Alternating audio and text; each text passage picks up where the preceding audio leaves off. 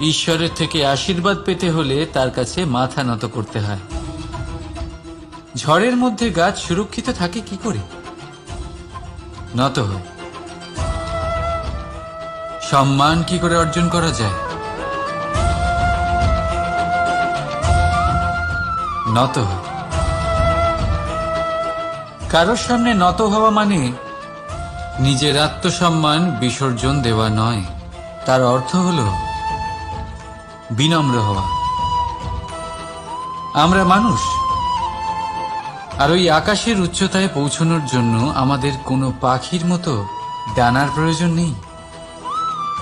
শুধু যত নত হবেন ততটাই ওপরে উঠবেন।